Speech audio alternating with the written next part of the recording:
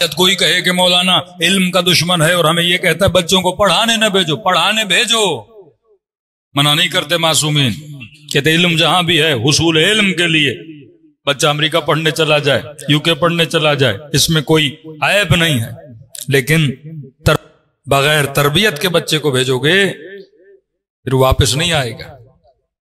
یہ نیت کرو بیٹا آپ جا کے پڑھو لیکن آ کر خدمت اپنے ملک میں کرو۔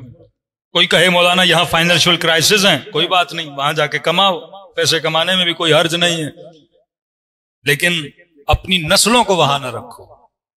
کئی لوگ ہیں جو وہاں کماتے ہیں، بچے ان کے پاکستان میں رہتے ہیں، جس میں کوئی عیب نہیں ہے، پاکستان کتنا بھی برا ہو لیکن کم از کم یہاں تیرے گھر میں تیری چلتی ہے، کسی اور کی نہیں چلتی۔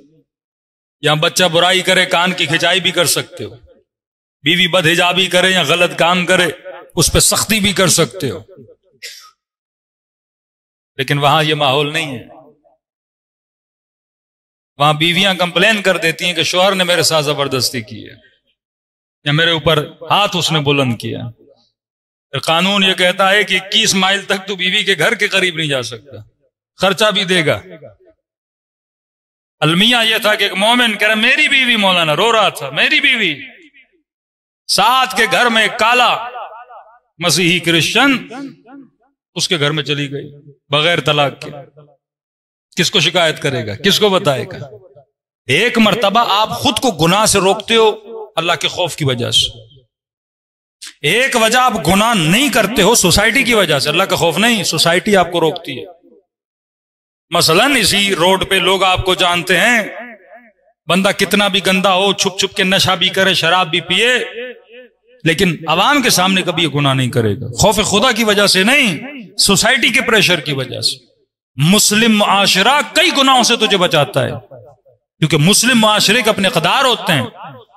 یا کتنا بھی ماحول برا ہو لیکن کوئی عورت برہنہ ہو کر نہیں چلے گی، سوسائٹی کا پریشر آئے گا، سوشل شوق آئے گا اس کے اوپر، کبھی گناہ نہیں کرے گی، لیکن وہاں سوسائٹی سپورٹ کرتی ہے کہ آپ گناہ کرو، وہ قانون سپورٹ کرتا ہے۔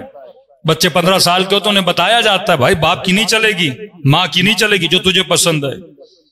پنجاب کا ایک مومن شیعہ نہیں تھا، کسی اور مکتب سے اس کا تعلق تھا، جب اس سے ملنے گئے کہ ماشاءاللہ آپ کی اتنی بڑی دکانیں، آپ نے اتنے بڑے گھر بنا دیے، رونے لگا، فوراً رونے لگا کہ یہاں کی چمک اور دھمک کو نہ دیکھ، میرا وجود جتنا اندر بے سکون ہے یہ مجھ سے پوچھ۔ کہ ہوا کیا ہے؟ کہ ایک ہی بیٹی اللہ نے دی تھی، ہاں ایک دن مجھے اس کے کمرے سے کچھ آوازیں آئیں، جب میں گیا تو ایک لڑکا اس کے کمرے میں تھا، غیرت تھی، میں پاکستانی تھا، جب اس لڑکے کو میں نے تھپڑ ماری، بیٹی نے پولیس کو فون کیا، مجھے میرے گھر سے دھکے مار کے نکال دیا۔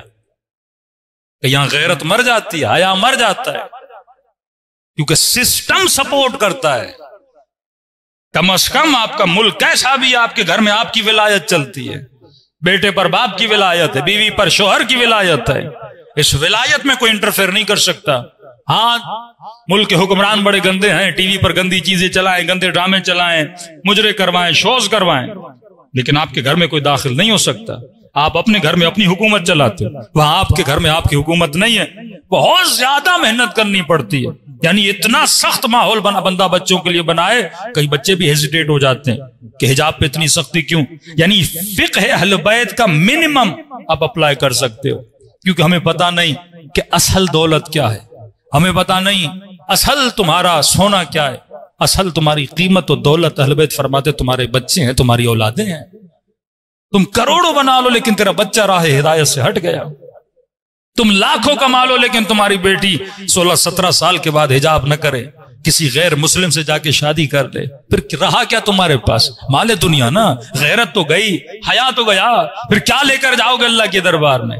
اللہ کی آواز آتی ہے اے مومن، جب تو خود کو نہیں پہچانے گا نا، جب ہم نے اپنی ضرورت صرف باڈی کو سمجھا، اب میں نے سمجھا میں جسم ہوں، اس جسم کی آسائش کے لیے میں دنیا کے ہر کونے میں جانے کے لیے تیار ہوں۔ ہزاروں ہمارے نوجوان، ہماری نسلیں دریاؤں میں ڈوب کے مر گئیں، کچھ ترکی کے بارڈرز پہ مر گئے، کیوں؟ کیا سوچ کے گئے تھے؟ دنیا کے پیچھے، مال دنیا کے پیچھے، کہ دنیا بہتر بنے گی، دنیا بہتر بنے گی۔ ایک سیکنڈ کے لیے نہیں سوچا اگر جاتے میں مر گیا، اتنا بڑا رسک لے رہا ہوں، خودکشی ہے، حرام ہے، سیدھا جہنم میں بندہ چلا جاتا ہے۔ اس موت کو آپ کون سا نام دیں گے جسے جو رسک لے کر جا رہا ہے؟ کسی نے کہا مولانا پاکستان میں ہم مر رہے ہیں، میں نے کہا یہاں مر رہے تھے، شہید ہو رہے تھے، وہ کون سی موت ہے جس کی موت میں تو مر گیا؟ یا علی کے نام پہ تجھے مارا گیا، وہاں تو کس نام پہ مرا؟ مال دنیا کی خاطر انسان خود کو تباہ کرتا ہے کیونکہ اپنی معرفت نہیں ہے۔ یہ اسی چیز سے انسپائر ہوتا ہے، اس کے پاس بڑا گھر ہے، میرے پاس نہیں ہے، اب اسی تک و دو میں اس بڑے گھر کے پیچھے، بڑی گاڑی کے پیچھے اپنے ایمان کو تباہ و برباد کرتا ہے۔ لوگوں کی سوچیں بدل چکی ہیں۔ کسی سے پوچھو آپ کا بیٹا کیا کرتا ہے، بڑے فخر سے کہتے مولانا میرا بیٹا ڈاکٹر ہے۔ آپ کا بیٹا، وہ بھی ناز کر کے کہتے مولانا میرا بیٹا انجینئر ہے۔ دوسرے مومن سے پوچھا آپ کا بیٹا، شرم کے مارے مولانا میرا بیٹا ریڑھی لگاتا ہے۔ تجھے شرم کیوں آ رہی ہے؟ تیرا بیٹا ریڑھی لگا رہا ہے، اور تو کس بات پہ فخر کر رہا ہے؟ تیرا بیٹا ڈاکٹر ہے، تیرا بیٹا انجینئر ہے۔ یہ سوچ اہل بیت کی سوچ نہیں ہے۔ اگر ریڑھی لگانا عیب ہوتا تو علی کبھی میں سمیت تمار کی ریڑھی پہ نہ آتے۔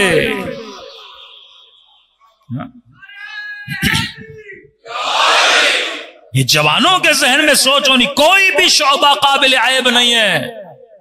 اس کمپٹیشن میں نہ جاؤ کہ فلاں ڈاکٹر ہے، فلاں انجینئر ہے، جو صلاحیت ہے وہ بنو، پیسہ ہے، مال ہے، دولت ہے، اچھی پڑھائی کر سکتے ہو کرو، یہ نہیں کہ گھر میں نکمے بیٹھ جاؤ۔ ڈگریاں لے کر جوان گھر میں بیٹھے ہوئے ہیں، نوکری کی تلاش میں نہیں جاتے، کیوں کہ جب تک 1 لاکھ والی نہیں ملے گی نہیں کروں گا، 2 لاکھ والی نہیں ملے گی نہیں کروں گا۔ یہ سوچ طاغوتی سوچ ہے، اہل بیت کی سوچ نہیں ہے۔ علی کو جو کام ملا، یہودی کے باغ میں بھی کام ملا، علی بن ابی طالب نے کیا۔ وہ لوگ فرماتے ہیں محنت کرنا تیرا کام ہے، ریڑھی لگانا، موچی کا کام کرنا، نائی بننا، بزنس کرنا، کوئی شعبہ عیب نہیں ہے۔ علی بس اسی پہ فخر کرتے تھے، میثم ریڑھی لگاتا ہے لیکن حلال کما کر اپنے سفرے پہ لاتا ہے۔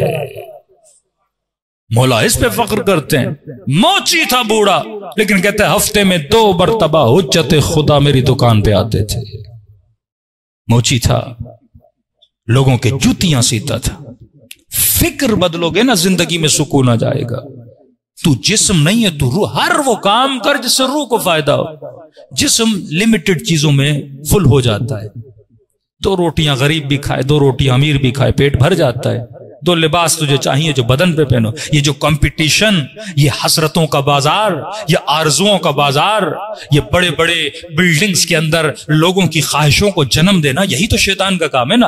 اتنی خواہشات کو جنم دیتا ہے کہ لوگ ہرس میں مبتلا ہو جاتے، یہ بھی چاہیے، یہ بھی چاہیے، یہ بھی چاہیے۔ بھول جاتا ہے تو ان کو جمع کرنے کے لیے نہیں آیا، تو اپنی روح کو ترقی دینے کے لیے آیا۔ ہاں مال بنا، عزت بنا، کمانا اہل بیت عیب نہیں ہے، لیکن ہدف زندگی یہ نہ بنا۔ کما بھی رہا ہے تو کیوں کما رہا ہے؟ زیادہ مال بھی جمع کر رہا ہے تو کیوں کر رہا ہے؟ اس کا بھی تو کوئی ہدف ہونا چاہیے۔ اب انبار تو مال کے لگاتا جا رہا۔ الذی جمع مالہ وعددہ، قرآن کہتا ہے لعنت ہے میری ان پر جنہوں نے مال جمع کیا اور تعدد میں تعدد، یعنی 1 گھر، 2 گھر، 3 گھر، 4 گھر، یہ اس کا عین بن گیا۔ علی بن ابی طالب 1 ہفتے میں، تاریخ لکھتی ہے 20,000 دینار راہ خدا میں دیتے تھے 1 ہفتے میں۔ مولا کا خزانچی تھا، اس نے کہا یا علی تھوڑا دھیمے دھیمے، دھیرے دھیرے، ایسا نہ ہو سارا ختم ہو جائے۔ امام نے کہا اللہ تجھ جیسے خزانچیوں کو پیدا ہی نہ کرے۔ کہا یا علی بد دعا کیوں دے رہے ہیں؟ میں تو آپ کے بھلے کے لیے کہہ رہا ہوں کہ تیری سوچ میں اور علی کی سوچ میں تو یہی فرق ہے۔ تو سمجھ رہا ہے علی دے رہا ہے تو علی کا کچھ کم ہو رہا ہے؟ کہ میں دے رہا ہوں اپنی آخرت کے لیے، میری یہ سوچ ہی نہیں ہے میں دوں گا تو مال کم ہو۔ علی کتنے سال دنیا میں رہے گا؟ جتنا میرے لیے ہے اتنا علی لے رہا ہے، باقی علی دے رہا ہے۔ یہ دینے کا مطلب یہ نہیں میں مال اپنے آپ سے جدا کر رہا ہوں، عالم برزخ کا تصور ہے، میں اپنی برزخ بنا رہا ہوں۔ کل میں نے آیت پڑھی نا، من ثقلت موازینہ فہو فی عیشۃ راضیہ، وہاں پہ خوش وہ رہے گا جس کا وزن وہاں بھاری ہوگا۔ قذافی جب امریکہ جاتا تھا کتنا وزن لے کے جاتا تھا؟ یہ بن سلمان پتہ نہیں مر گیا زندہ ہے، مجھے اس کا پتہ ہی نہیں۔ جب یہ گیا ملیشیا تو پتہ نہیں کتنے ٹن جہاز کے وزن، جس میں بیڈ، اس کے گھوڑے، پتہ نہیں کیا کیا لے کر 1-2 مہینہ وہاں پہ گھومنے کے لیے اتنا وزن لے کر گئے۔ تو دنیا میں تو کتنا بھی وزن لے کر جائے کوئی فائدہ نہیں ہے۔ سوال یہ ہے مرنے کے بعد جب برزخ میں اٹھے کتنا وزن لے کر آیا ہے؟ اصل خدا تجھے دیتا ہے دنیا کے لیے نہیں دیتا، آخرت کے لیے دیتا ہے۔ تو دشمن نے ایک ایسا سسٹم بنایا۔ پہلے اس موضوع کی اہمیت کو سمجھو، جب تک اپنی معرفت حاصل نہیں کرو، یہ چھوٹے چھوٹے بچوں کو سمجھاؤ گے نہیں میرے لال، چھوٹا بچہ تمہاری حقیقت کیا، اگر اس نے یہ سمجھا بچپن سے کہ میں باڈی ہوں، تو یہ صبح سے شام تک محنت کس کے لیے کرے گا؟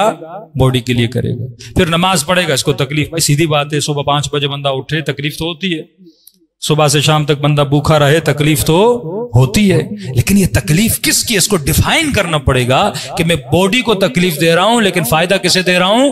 روح کو فائدہ دے رہا ہوں۔ اسے بتاؤ بیٹا، باڈی بلڈنگ بھی کرتے ہو نا، جسم کو تکلیف ملتی ہے، مسلز ایک دن میں نہیں بنتے، مہینے لگتے ہیں مسلز بننے میں۔ گھوڑا جب ٹریننگ کرتا ہے وہ اس ریس میں جیتتا ہے جب گھوڑا محنت کرتا ہے۔ تو یہ بدن تیرا گھوڑا ہے، اسے محنت نہیں کرائے گا یہ تجھے جنت تک نہیں لے کر جائے گا، اسے سست بنا دے گا، یہ بیٹھا رہے گا، جنت کا سفر طے نہیں کرے گا۔ کربلا میں جسم قربان ہوئے، روح بچے۔ سب سے زیادہ تکلیف کربلا میں جسموں کو آئی، لیکن روح سکون میں تھے۔ حسین کے سینے پہ شمر سوار تھا، لیکن میرے مولا کے چہرے پہ اطمینان تھا۔ صلوات پڑھے محمد و عالم۔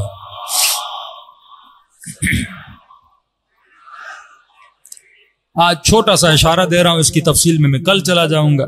فرما جس نے خود کو پہچانا، تو اپنی پہچان اپنی ڈیفینیشن سے ہوتی ہے۔ اگر آپ نے اپنی ڈیفینیشن جسٹ باڈی کی تو آپ وہی کرو گے آج دنیا کر رہی ہے۔ اور کس قدر دنیا گر گئی نا، کس قدر، کئی ایسے مطالب ہیں جو ممبر سے بیان نہیں کر سکتے۔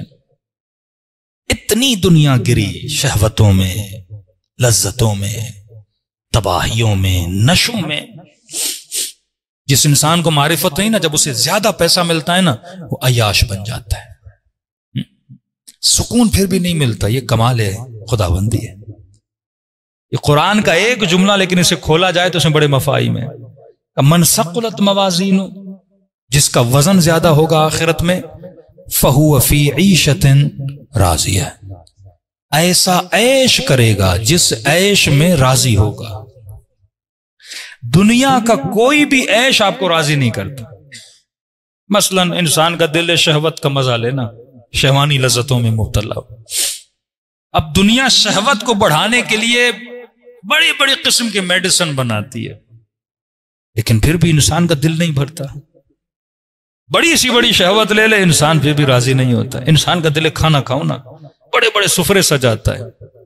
مثلا 10 دن مرغی کھائے گا، کہے گا یار چینج کرو، پھر دال کھائے کہے گا چینج کرو۔ دنیا کی کوئی چیز اس کے پیٹ کو مطمئن نہیں کرتی۔